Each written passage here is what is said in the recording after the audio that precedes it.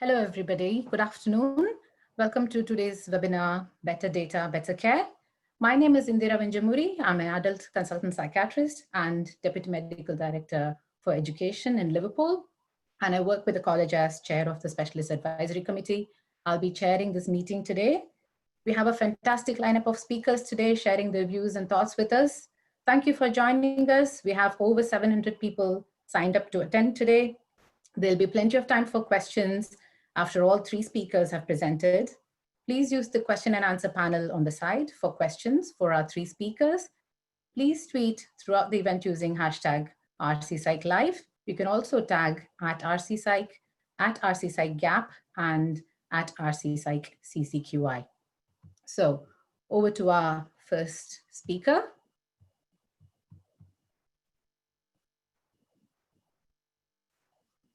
Our first speaker today is Stephen Watkins. Stephen Watkins is a director with the NHS Benchmarking Network.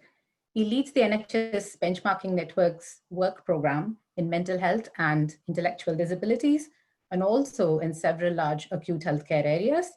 Stephen is an economist and accountant by profession, and also leads the NHS Benchmarking Network's international program, which works in close partnership with the OECD and International Initiative for Mental Health Leadership. So over to you, Stephen.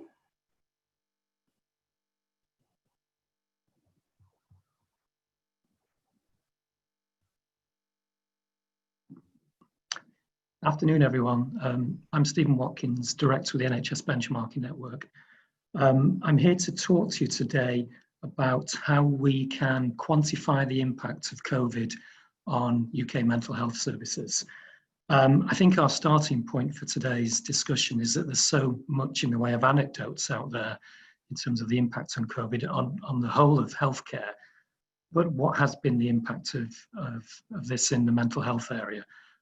We've worked quite assertively to collect data on what we're seeing, and we have about 8 years worth of historic baseline data to compare this against. So I think we've been able to come up with a definitive set of observations, but clearly we're involved in really quite a fast-moving story at the moment. So what I'm going to cover, if we move to the next slide, is an assessment of how COVID has played out in inpatient care, and obviously we'll focus today on adult acute services, maybe also reference PICU. We look at community-based care and the wider story of demand, referrals and activity, and indeed how care is now being provided. We'll keep an eye on the chat, so if you have any observations, the team will pick up on those, and I'll try to respond to them as well. And then we are going to have a group discussion at the end as well. So thanks. If we could look to the next slide. So just in terms of background, we've now been collecting this data since April 2020. We made a decision to collect this data really from sort of mid to late March onwards, as we could see the pandemic drawing nearer. In terms of the breadth of the data that we're going to show to you, we've actually had 76 providers from across the UK delivering data to us on a monthly basis. Much of that covers the NHS in England, but we also have good representation from Wales, from 6 of the 7 health boards, from Scotland, from Greater Glasgow and Clyde, who are the biggest health board, and also from some other providers in the Channel Islands, some representation from the independent sector. So we think we've got a pretty comprehensive position. What happened nationally, of course, though, is that there was this thing implemented called a SITREP, which is a situation report, which became a daily information request. So you may remember the daily ministerial briefings that were taking place at the time. A lot of the evidence for those ministerial briefings came from these SITREPs. And there was one which played out across mental health and community health services, and also learning disability care. When we saw this SITREP, I think our observation was that the main concern with this data collection was really all about measuring the impact of COVID in terms of infection in the mental health environment. And we actually felt there was a bigger story which needed to be told. So in sort of absolute headline terms, that story was what's been the impact of COVID in terms of what we might recognise as normal business for mental health services and learning disability services. That became our area of concern in terms of the data the NHS Benchmarking Network collected. And where we focused our attention was really about trying to collect data on how many beds were in play, how occupied those beds were, what was happening in terms of admission and discharge rates, the wider system in terms of how patients access care in terms of referrals, how those referrals were looked at and whether they were accepted, and where those referrals were coming from, because there's an important bit of the story there.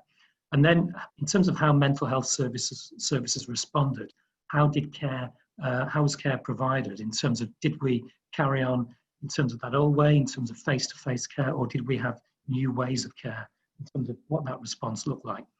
So let's start with inpatient care on the next slide. So the top slide shows us what happened to bed capacity across the NHS across the UK. So in terms of adult acute beds, there's a national benchmark which is 20 acute beds per 100,000 registered population in the working age adult age band, so 16 to 64 years. And that's a benchmark that's been pretty solid for the last 5 years. And what we noticed in the first month of COVID, so during April 2020, is we lost about 6% of those beds. So why were the beds lost? Well, some of them were handed over to acute trust partners as overflow space, really, for physical healthcare patients. Some were protected in terms of contagion space, and others were taken out of the system in terms of that whole debate about mixed-sex accommodation, which also played out during this time. And what we've seen is those beds have gradually come back into the system, and at the end of July, we were looking at a position which was about 4% down on what we might recognise as historic capacity for adult acute beds across the UK. And the bottom chart really shows you the position by individual provider organisation. So some providers had a big impact, some other providers really had no impact whatsoever. But where providers did see impact is in bed occupancy. So if we jump to the next slide, this shows us the overall occupancy rate for acute mental health beds during the first 4 months of COVID. The most significant impact was actually during the last few weeks of March, typically the last week in March, where we saw large numbers of patients discharged. And actually by the end of April, we had a bed occupancy position which was about 78%. So we had some evidence of recovery. And you can see that how that recovery has continued to play out. So by the end of July, we had about 90% occupancy for adult acute beds across the NHS, across the UK. And the chart at the bottom shows you the individual trust positions within that. So most trusts have experienced a sort of return to normal business in terms of the beds being pretty full. Indeed, on the far left-hand side, we had some trusts that were by then reporting 100% occupancy by the end of July. If we go to the next slide, we'll look at all mental health specialties and we'll show how that story played out over those 4 months, April, May, June and July, which are shown there by different colours on the bars. The ones you might be most interested there, obviously adult acute services as that first big block, and then PICU as a third major block. The red dot on each of those specialty blocks really indicates normal business. So what we saw in 2019 in terms of bed occupancy. So obviously for adult acute, we were looking something like mid 90% for occupancy, and PICU was about 90%. And the difference between that red dot and where we were in July is really the excess fall in bed occupancy that we actually saw during the last couple of weeks in March. So that gives us the evidence really that bed occupancy in late March had really fallen around to about 70% in adult acute services and to the high 70% to PICU. But you can see that we have seen quite a return to normal business in most specialties. The one area of exception to that rule is really old age services, where we're still only about 80%, and maybe this is a reluctance to admit older patients still. And then also another area of interest there, perinatal beds, those mother and baby beds, where we've overshot historic occupancy rates to some degree there. And we're about 10% higher at the end of July compared to steady state run rate during 2019. We jump to the next chart. Another issue playing out in inpatient care is the increased use of the Mental Health Act. So again, in terms of how the charts, we've actually only collected a couple of months data here, which is for June and July. And the red dot there is steady state business. So in adult acute services, normally about 40% of patients would be detained at point of admission. But you can see that we had a much higher position during June and then during July. So 50% of patients actually admitted during July were detained at the point of admission. So that's actually 25% above historic detention rates.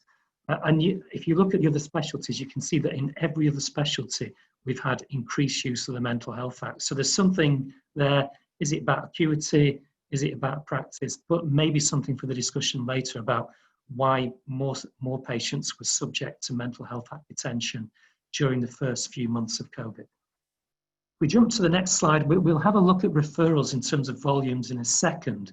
But one of our big observations in terms of what the data says is that historical referral patterns have been disrupted because of COVID, and the areas where they've been most disrupted is really around primary care. So the difficulties in accessing primary care. So overall volumes are down, but actually primary care share of overall business has dropped as well during this period. So we'd normally expect about 41% of referrals to come from primary care, but during April that fell to 25%.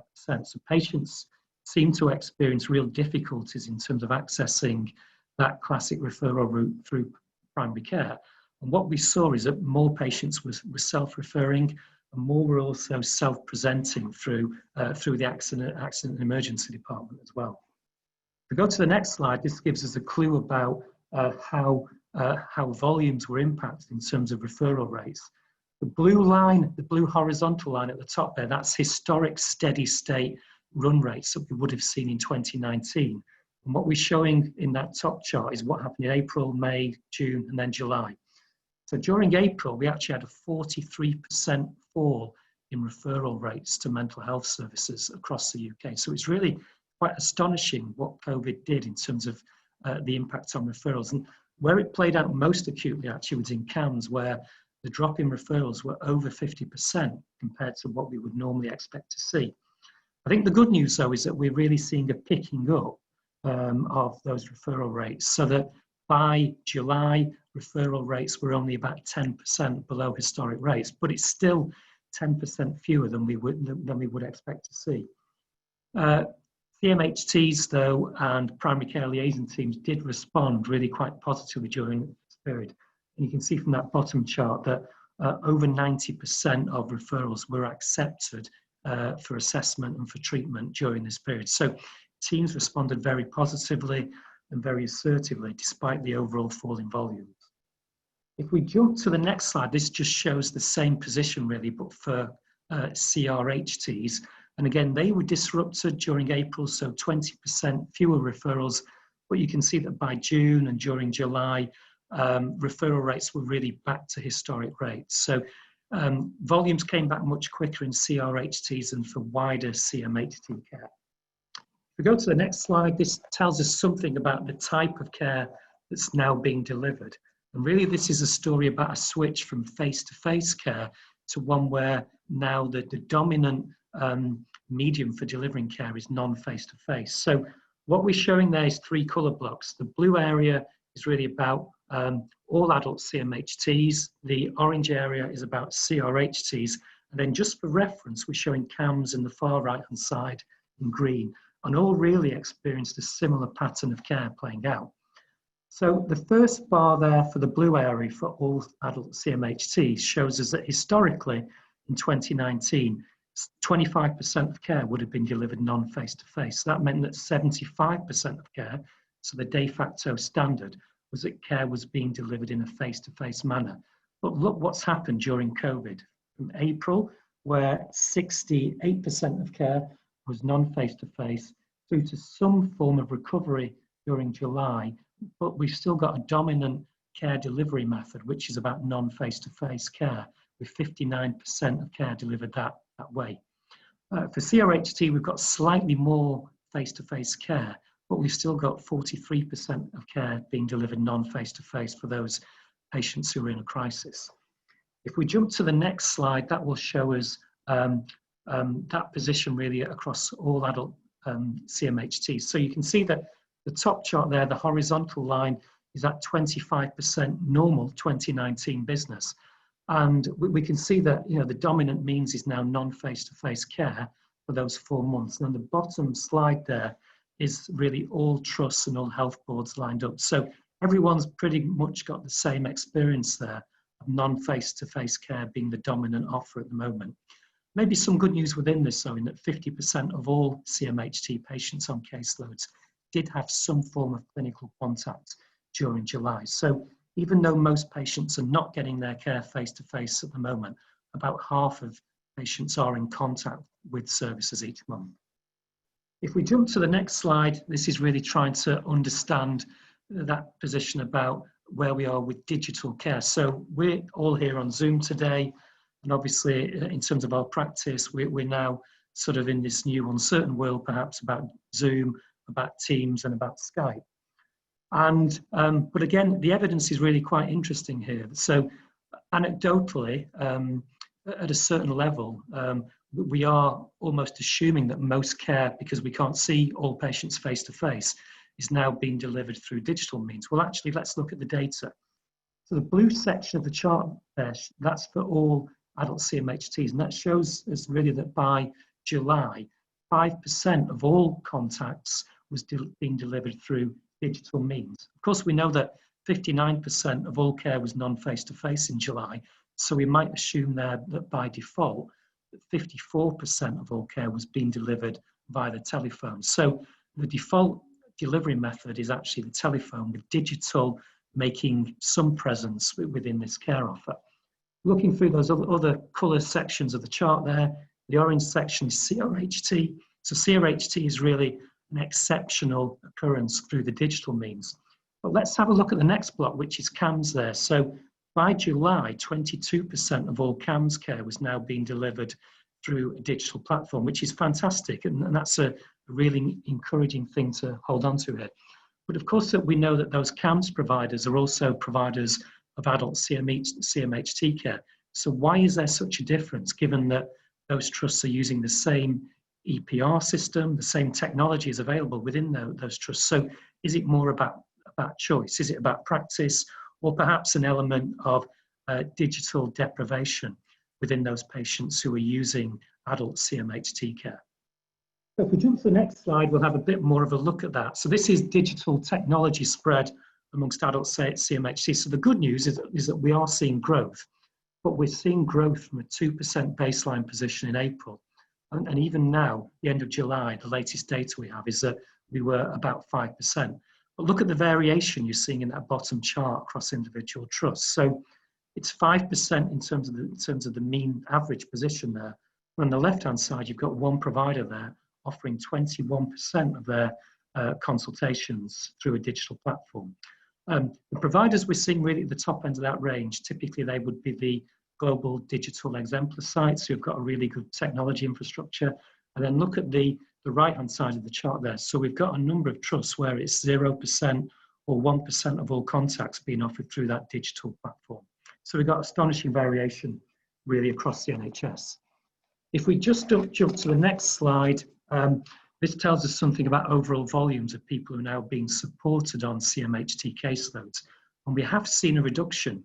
So steady state business, this time last year, we had about 720,000 patients on CMHT caseloads at any point during the year. What we've seen now because of COVID is that we've seen a reduction, so fewer patients being supported in the community.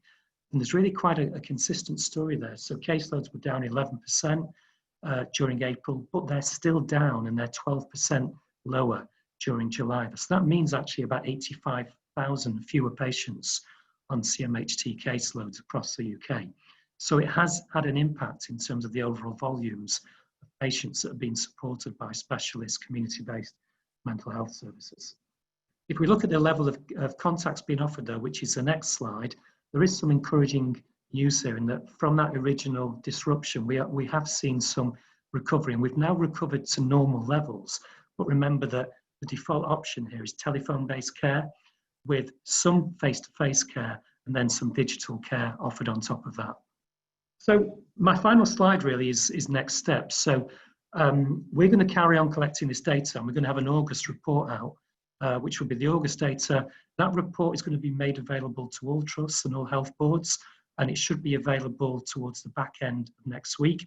We've also got a detailed dashboard where you can explore some of these metrics, which you can access through the NHS Benchmarking Network website. We're going to carry on doing this work really as long as we can, because we think it's important, we think it's relevant, and we think it's telling us really something about the most significant disruption to NHS mental health care that's ever happened. The good news is that we are seeing some recovery. We're also seeing some transformation of how care is offered. But clearly this is a very fast-moving story. So watch this space, keep an eye on the NHS Benchmarking Network website. And if you're sat within a trust, you'll get these reports regularly. We're also offering exec team briefings for all providers where you can hear about your story compared to the rest of the NHS. So I hope that was helpful. In terms of the final slide is just about discussion points, so just to keep an eye on that. And we will keep up with that discourse. I'll get involved in the Q&A now. But back to you, Indira. I hope that's been helpful.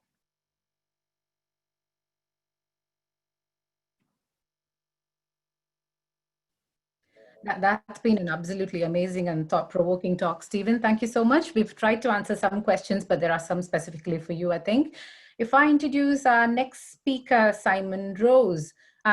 Simon is a lived experience educator working with Derbyshire NHS Foundation Trust. He has a PG cert in medical education and is an honorary clinical teacher at the academic unit of medical education in the University of Sheffield.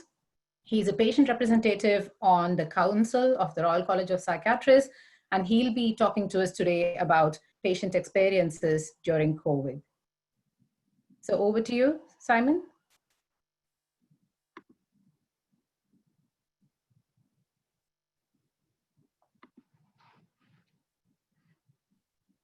Thanks, Indira. That's a very fancy introduction. I'm Simon by day. I'm a lived experience educator working in undergraduate medical education in Derbyshire.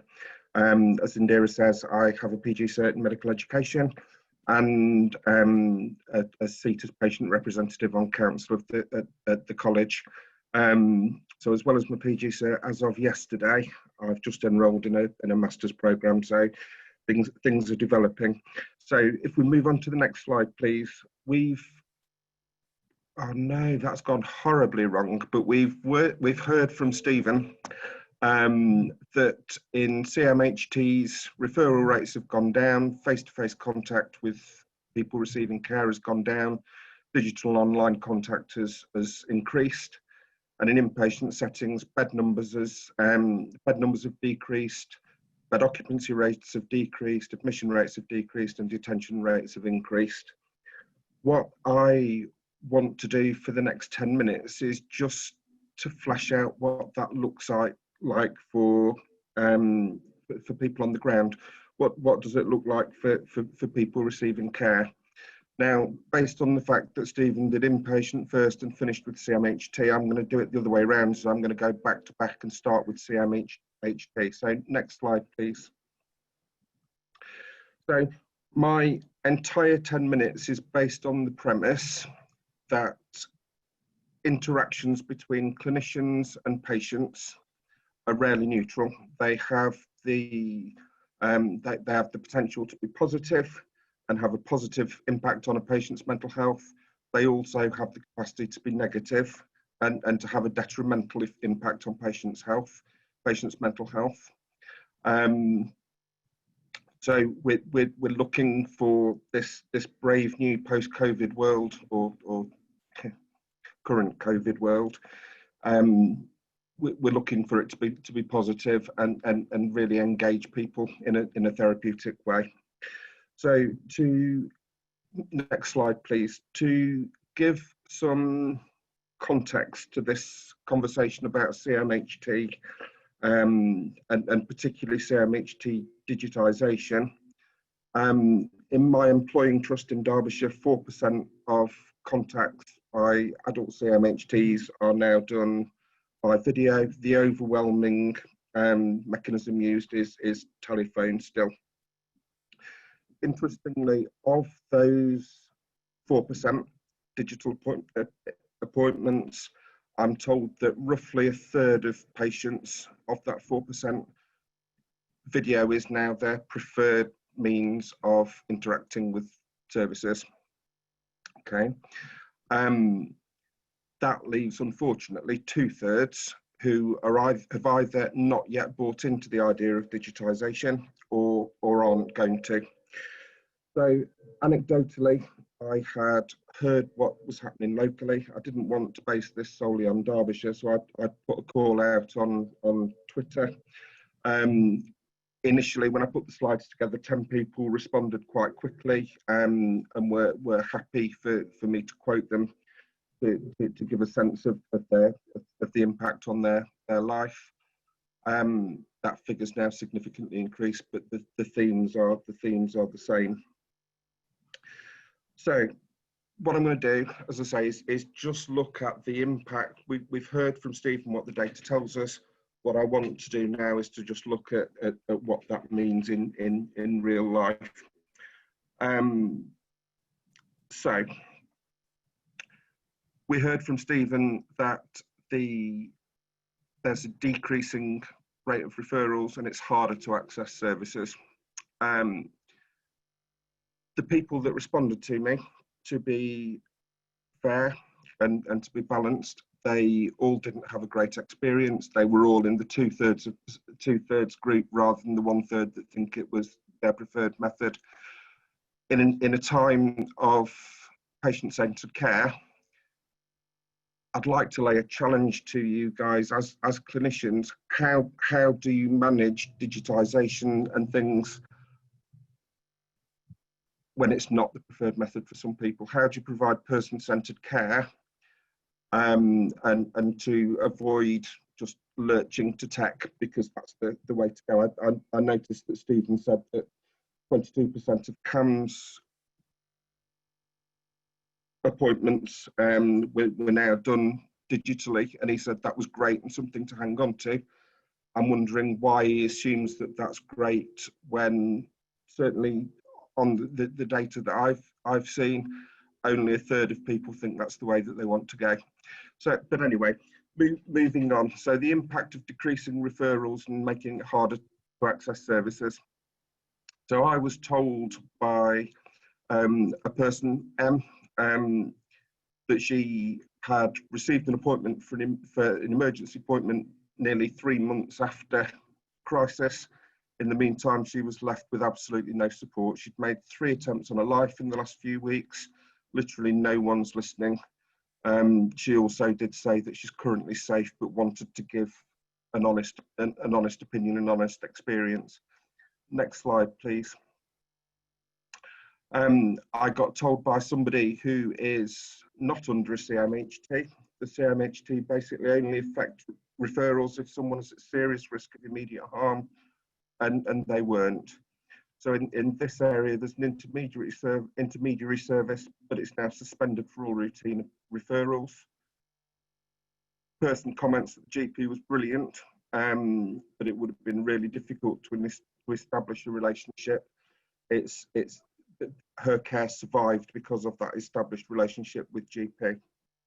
Somebody else told me, excuse me swearing, but it's really shit. This person looked at private help, she earns a decent wage and couldn't afford it. If she'd been on a low income or unemployed, she could have got help. She has to rape crisis centre for help, but they're closed as the waiting lists were too long.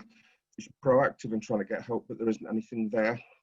Lady from victim support has been saviour. She's the only constant in all of this.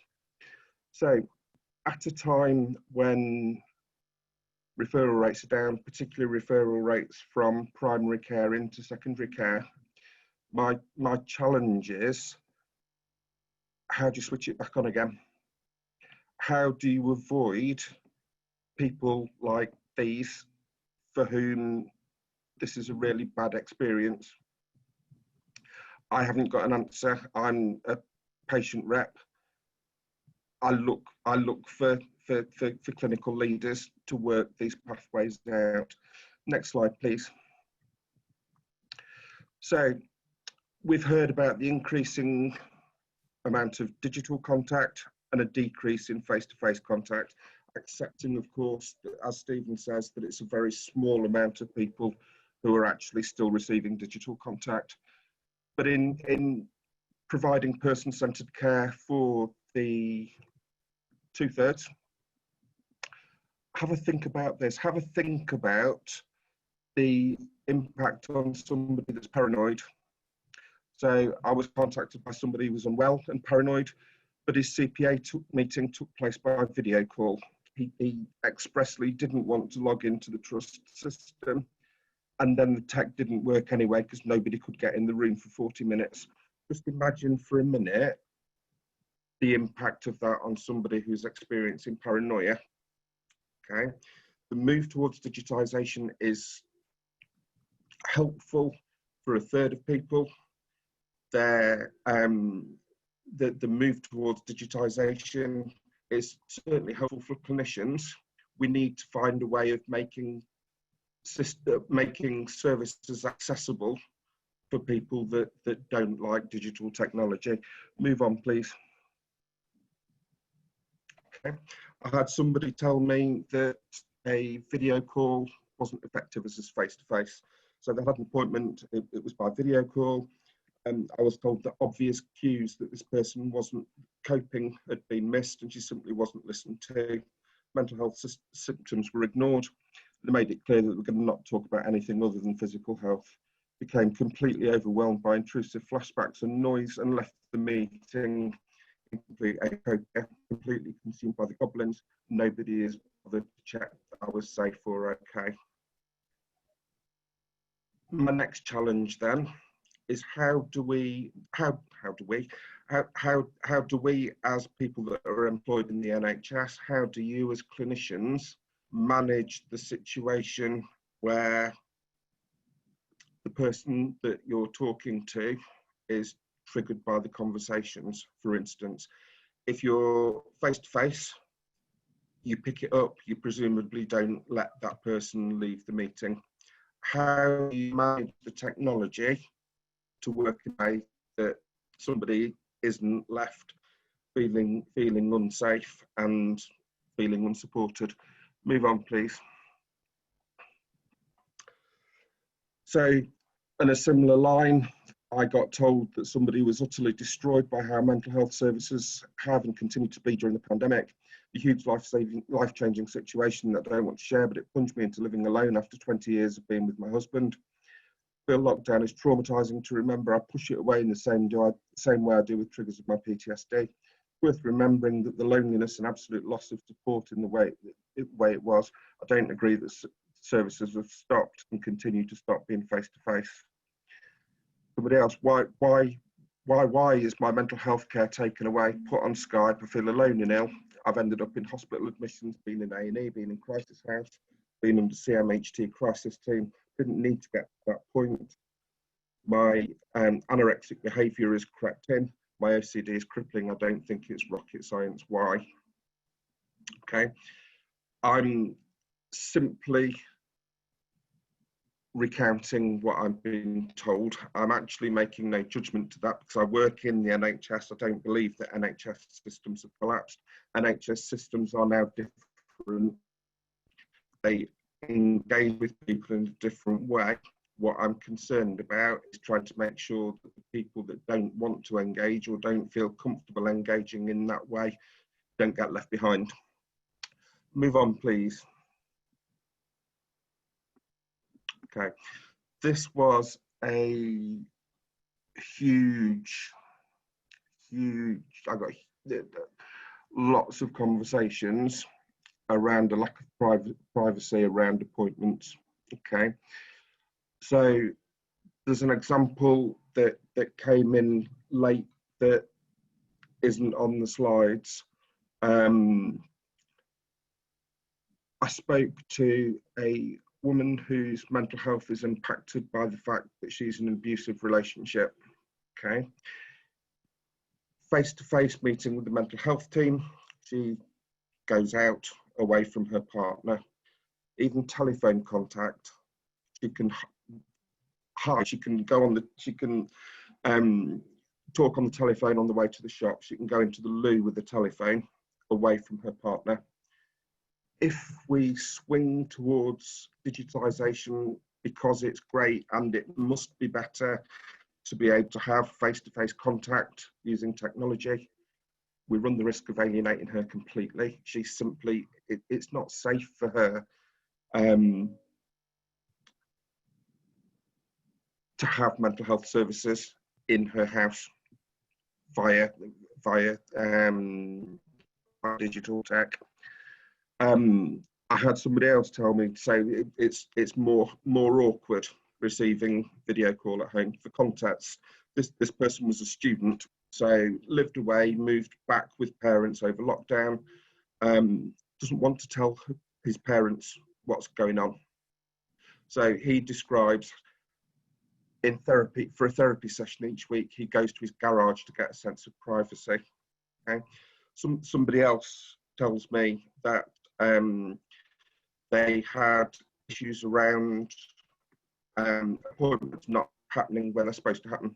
So you manage to find yourself a space in your house, you find yourself some private space, and then you're waiting for a couple of hours, waiting for an appointment to start online. Okay, move on, please. Okay, so far as CMHT and digitisation is concerned, I think there are a number of things that need to be considered. Number one, it's not happening in huge numbers. So in my trust, 4%. Okay, of those 4%, around a third is their preferred form of contact. Okay, which is great. There's no need to change that. You'd like to think that of the remaining 2/3, a proportion of them will become more tech savvy and will become more accustomed to working in a digital way, and that third might increase. There'll be, though, a significant number of people for whom digital access to mental health services simply doesn't work. Okay, I want to live in an era of person-centred care, and I want those people not to be left behind. So my challenge to you as clinicians is to find a way of doing it. Okay, moving on quickly to inpatient care. This is one person's response. The majority of people that I spoke to were under care from CMHT. Okay, I'm not going to talk through the slide, but if I give you time to read through, you read this story and you understand instantly what it feels like to be for people to feel like they're being discharged early.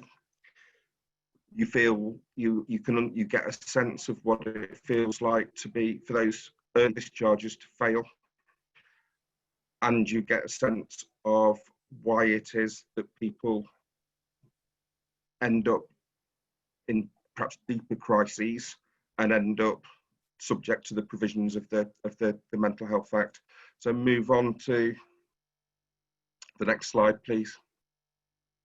Okay, it's important, I think, to say that this person that I spoke to isn't a psychiatry basher, isn't an NHS basher. Over the years, they've had some really good care from the Home Hospital Trust, and they've had some really good care from the University Hospital Trust. However, they're convinced that their son was discharged early due to COVID. He's now back stable and at university. He's been subject to a detention under the Mental Health Act in between. For me, it has to have an impact, and we have to understand the fallout from what we're doing. Move on, please. Okay. So, I don't want to come across as somebody that's really negative. I understand completely how difficult it must be to try and balance staff safety and patient safety and COVID risk and mental health risks. At the start of all of this, we were told so many times these times are unprecedented. They absolutely are. However, coming back to my initial premise that interactions between services and within patients aren't neutral in mental health, they cause something to happen. It worries me that we are lurching towards digitisation, we're lurching towards less face-to-face contact and more remote ways of working without understanding what it is, how it is that people are experiencing them on the ground. I will say that it may well be, well, no, it undoubtedly was, that the only people that came to talk to me are people who don't like this brave new COVID world. However, my final point is, in a world where people are entitled to person-centred care, we've got to do this better. We have to do things for the 60%, for the 2/3, to give them the quality of care that they're entitled to get. Getting it wrong, imposing non-face-to-face, imposing digital care on somebody for whom it's not appropriate, isn't a neutral act, has the potential to cause harm. Thank you. Last slide, please. Thank you very much. Back to you, Indira. Many thanks, Simon. That was a very, very good insight and a terrific talk. The chat box has been really, really busy, so thanks everyone for contributing. I'm going to swiftly move us on now to the next talk. The next speaker is Dr. Asif Bachlani. He's a consultant psychiatrist and clinical director for Priory Acute and PICU Service Network. He's the hospital medical director for Priory Hospital, Woking and Oxford Wellbeing Centre. He's a finance officer for the General Adult Faculty at the Royal College of Psychiatrists, having previously been an executive member and Star Well lead for the London division. He is an NHS London clinical lead for mental health outcomes, has been for 2 years between 2017 and 19. Basically, he loves data, and his current focus is to ensure clinicians have access to high quality data clinically to enable better patient outcomes. So over to you, Asif.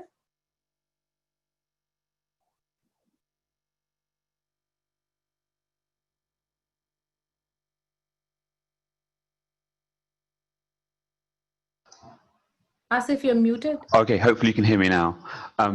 So we've heard from Stephen talking about the data. We've heard from Simon giving us a really useful experience and understanding about patients and their experiences of data. Now I wanted to talk about why it's important for clinicians to understand data and how it can be beneficial for your service. Next slide, please. So I'm going to be talking about an example from my last job. which was setting up the Kingston PD pathway, and how your sense of the service and what's not working can be backed up by data, and then you can use the data to develop a new service. Next slide. So we start a job, and I started this job in 2017. After a couple of months, you get a sense of not working, and what's not working, and what's missing for your patients. But actually, what ends up being helpful in regard to developing services is having data. Next slide. So not many people are fans of clusters, but I quite like clusters, and I think it can give you a sense of an overview of your patient group and their severity of illness. So on this slide, 1 to 8 is mood, anxiety, and personality disorder. 10 to 17 is psychosis, and 18 plus is dementia. So what you can see from this is we had about 47% of our patients who were under cluster 7 or 8. So 8 is severe personality disorder, and cluster 7 are people with personality disorder traits. So approximately sort of 50% of our patients had difficulties with their personality. Next slide. But the problem is that we didn't have a systematic way of providing care for people with personality disorders, even though, as I said before, 50% of our population had personality disorder. And what you can see on this slide is what we were offering. It was done in an ad hoc way, not systematic, a little bit random, and sometimes you were offered one thing, then the other thing. And when you look at this sort of slide, there are only sort of 2 things that are potentially evidence-based by NICE for people with personality disorders.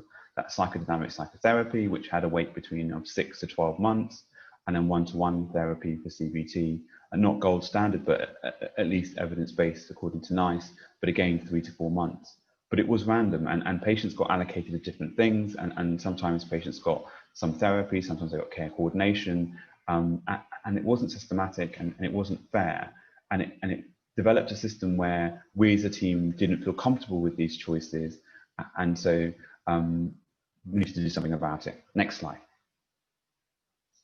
So I know there's a problem, the team knows a problem, but how do we kind of show that the lack of services in the community is having a wider impact on patients and the service at large? And so that's where data comes in. So in the next couple of slides, I'll be showing NHS benchmarking data, which for me is almost the gold standard of data on where I would normally go to if there's a problem. So this is slightly old data between 2016 and 2018. Next slide. So on this graph, you have trusts in blue. In green are trusts in London, and red was my old trust, which is South West London, St George's. And so what you can see from this slide is that South West London, St George's had the highest number of patients with severe personality disorder in hospitals, and significantly higher than kind of the South London partners of Oxley's and SLAM. Now, this may not be a problem, although there is some evidence to say that people with personality disorders benefit from shorter stays, although that can be a little bit controversial. What I would add to that is, what's the treatment you're getting in an inpatient unit? And in an inpatient unit in Kingston, you were in essence getting medication and managing the risk. There was no access psychology, there was no DBT or MBT, and there was no OT.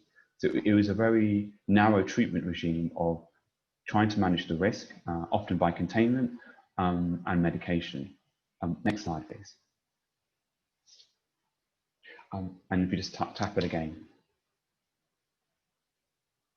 And again. So that may not be a problem if you have lots of beds, but again, from what you can see from this slide is my trust, old trust, had the second lowest bed base in London, which then led to the position where patients were potentially being discharged early. It was difficult for patients to get into hospital. And so then you start saying, well, actually, why is this the case? Why are sort of people ending up in hospital? One of the possible answers to that is actually maybe we don't have the right kind of community support or community psychological provision for people with personality disorders. So that's the theory. Can we prove it? Next slide. And again, sorry, there's lots of arrows coming through. So then this is trust data. Maybe not that readable. If we just tap on the slide again, we should have a nice arrow coming through and a circle. So that's Kingston, and that's where I used to work. And in essence, all you need to see is that numbers are the highest. So in essence, patients from Kingston ended up being in hospital with personality disorder more than any of the other 5 boroughs. And one of the major differences between Kingston and the other boroughs is we were the only borough that didn't have a service for personality disorder. So you start building up your theory that perhaps patients don't have access to the psychological work and the support that they need. They go into a crisis and they end up in hospital, but then they still don't have access to the service that they need. Next slide, please. So then, why don't we do something about it? And so this data really helped us galvanize ourselves as clinicians in Kingston to think, well, actually, there's something wrong. We know there's something wrong. We can show the data there's something wrong. And then there's a cost implication as well. So on average, a CMHT patient costs approximately £3,500 a year. And if you compare that to an adult CMHT bed, that's about 140,000. So there's a massive difference between the cost to the wider economy. And again, that's not a problem if you're providing the right level of care. But if you're not providing the right level of care or the right kind of treatments, then actually it would be better to spend that money upstream in early intervention and preventing crisis. So as a way of starting this, we used the data, we presented it at various forums, and then we decided to start up a working group. Next slide, please. And I guess one of my experiences have been when you start to set up a new service or try to cause a change within the current system, it's always better to be multi-professional rather than one discipline telling another discipline what to do. So doctors telling other people what to do, psychologists telling other people what to do. The best way forward is to have an MDT. And what you can see is that we had quite a wide range of people. I co-chaired it with Malcolm Simpson, who was the lead psychologist for the original PD pathway. Next slide, please. So the output of that was 18 months down the line, we developed a new pathway, and none of the things on this slide will sound outrageous or particularly not helpful, but these are the things that we were looking at. We were looking at trying to have a service that promotes recovery, that's time limited, and I think one of the key aspects is, can we demonstrate improved outcomes? So often when we do changes in the NHS, we don't have outcomes, so we need to have a sense of how people were pre the pathway, how people were at the beginning of the pathway, and when they ended their treatment 12 to 18 months down the line. And that's especially important if you want to get more funding for your service. The other thing that's really important is to make sure we train the workforce.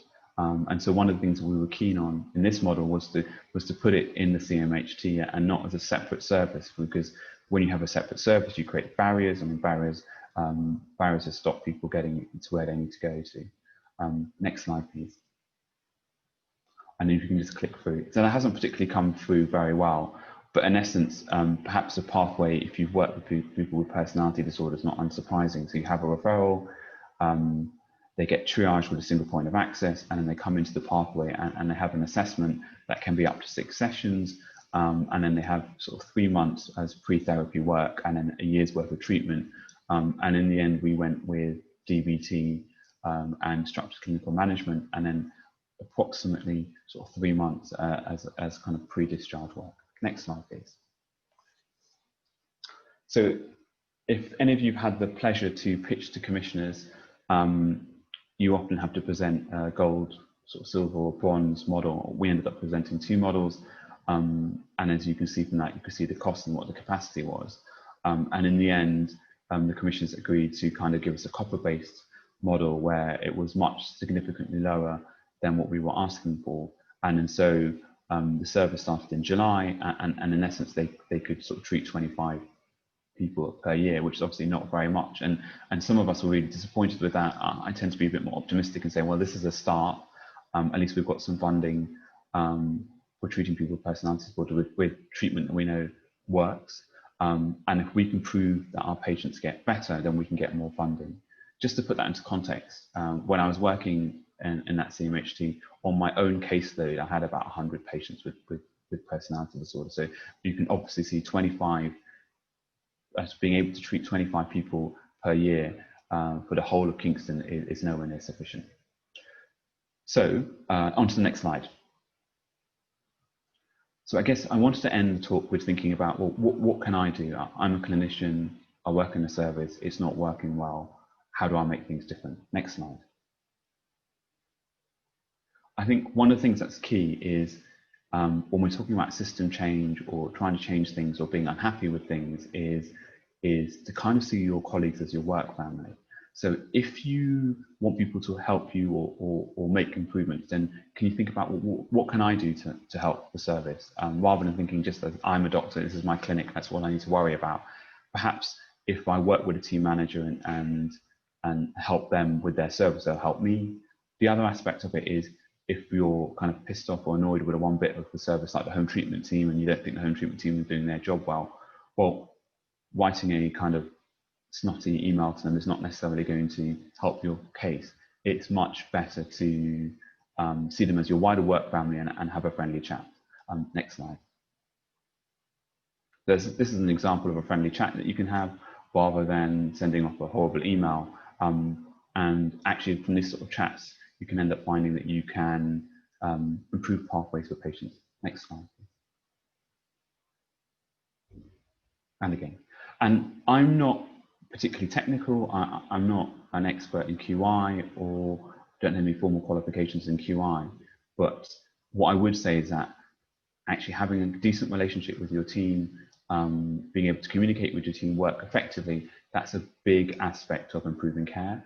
And actually from this slide, this is stolen from the QI team from South West London St George's, is 80% of system change comes from that human interaction and 20% is about technical skills. Next slide. And one of the things that I've often struggled with and we struggled with was co-production, and I think it's becoming key. And we were nervous when we did the PD pathway that actually there would be such differing views as us as clinicians and potentially arguments in our meetings that actually is that the right kind of environment to bring patients in. So we kind of held off on that.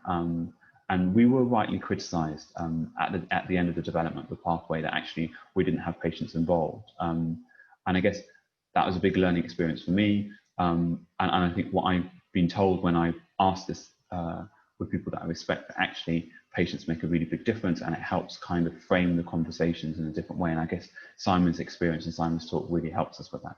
Next slide. Thank you very much. Back to you, Indira. Thank you, Asif. That was an extraordinary talk. Thank you so much. I'm just very mindful of the time and hopefully we finish in another 10 minutes. If we can have our panel back, we've tried to answer a lot of questions online. There's one for you, Asif, in our chat, if you can take that directly after this. But I'm going to just bring the panel back for one main thing. The chat box has been busy. We've all been able to read it. And I wonder whether each of the panel members can just maybe summarize in one phrase or one statement what they think should happen with the digital care that exists currently. Stephen, over to you. You're muted. Thanks, Indira. Well, being put on the spot there, it is, I suppose my observation on digital is that the one thing that COVID has done, it's been a catalyst for change, hasn't it? It's accelerated a move and an adoption of new technology that we wouldn't have seen at such pace without the pandemic. So it's clearly here to stay. I think the experience of the NHS has been quite a tricky one in the first few months, where hardware issues and networking issues sort of beset the speed and agility of the response. But I think what it means for clinical practice in future is that we have to really work through that process about having a mixed economy or lots of tools in our kit bag. So face-to-face and that human interaction that Asif talked about is obviously central to providing good care. But digital gives us another means of doing that, perhaps something that's more agile. And also we mustn't forget the phone in times of urgency. So Digital is an opportunity, but only really an optimal opportunity if we have those other choices that best suit the needs of the individual patient. Perfect, thank you. Simon, any quick words? You're muted as well. Digital is an opportunity, but be person-centered. It's not an opportunity for everybody. It can cause harm to some. Yes, we will remember that. And Asif? I think Simon said it, isn't it, really? I would give patients choice, really. I think some people prefer digital, some people prefer the telephone, and that's been my interesting experience with my outpatient clinic. Actually, it's about 50-50 split between digital and telephone, and I ask people what they prefer, and then they tell me, and that's what I try to do. And obviously, some patients need face-to-face, and I think as much as possible, we should try to do all three. I think a lot of research in this region is required, and we'll all keep our eyes and ears open and participate where needed. I think, thank you to all our panelists, and we're going to finish today off with Amy Colwell from the College's Center for Quality Improvement, just telling us some overview of the projects that she's been participating in, as well as recent developments. She's the program manager of accreditation for community mental health services and quality network for inpatient working age mental health services. So over to you, Amy. Thank you very much, and good afternoon, everyone, and thank you for letting me be part of this webinar. If you tuned into the last faculty webinar, you would have heard Peter Thompson give an overview of the work of the CCQI, including the quality networks and accreditation programs. I'm here today to speak to you all in a bit more detail about two of these projects relating specifically to general adult psychiatry. So the first project you may not immediately recognise, as it's got a new name. So the project, formerly known as AIMS, has now rebranded into a quality network. So we are now called QNWA, and this stands for the Quality Network for Inpatient Working Age Mental Health Services. The new name reflects our new membership options, as we now offer a developmental option for wards who may not be quite ready for accreditation but still want to engage in the process and improve. It's already proven to be a popular option for some of our newer members. So QNWA works with services to assure and improve the quality of care they provide. The project currently has 138 member wards, and wards go through a comprehensive process of review where we identify high standards of care and support services to improve. As well as rebranding, the project team have also been busy publishing a thematic report, and as this webinar is all about data, I wanted to give you an overview of what was found when delving a little deeper into the data that we collect. The report explores the performance of 45 wards who completed both the self-review and peer review stages of the accreditation process between 2017 and 2018. The main part of the report presents an analysis of how well wards are performing against standards.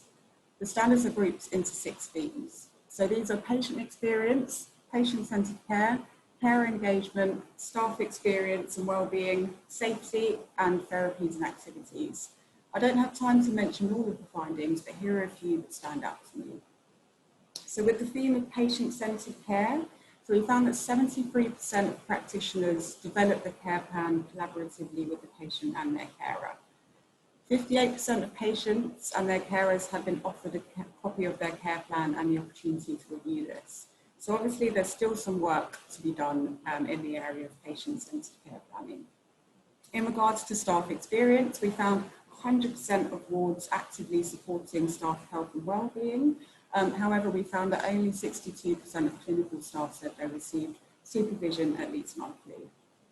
In regards to therapies and activities, we found that 100% of patients had access to occupational therapy. However, only 56% of wards provided activities 7 days a week and out of hours.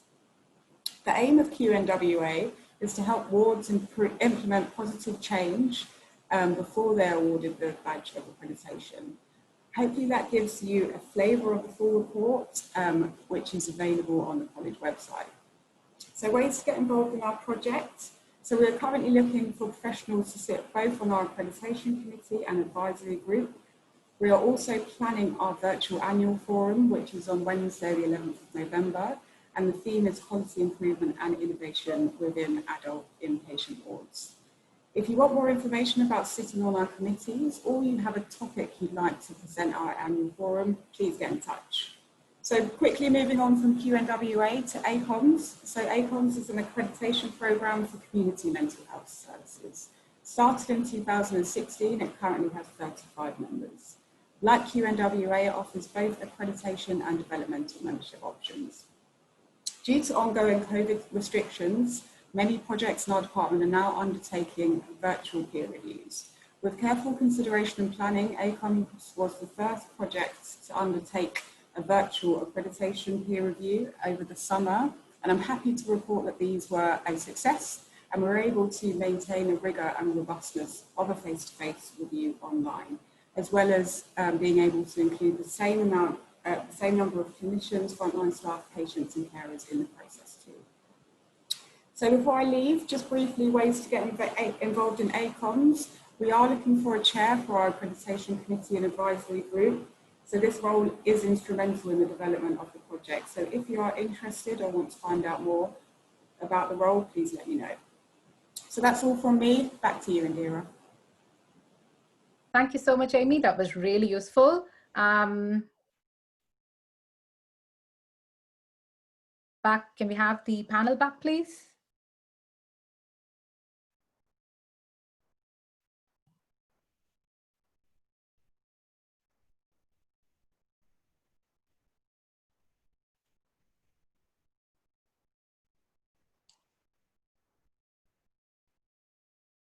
Stephen, can you come back on, please, for us?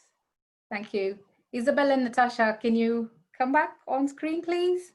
So a big thanks to Asif, Isabel, and Natasha from the college for putting all of this together, for having done all the hard work in the background and dealing with all our technical issues. So thank you so much. Wave. Thanks, everybody. So many thanks, Stephen, Simon, and Amy for coming in today. And thanks, everyone, for staying safe, and have a good evening. Goodbye.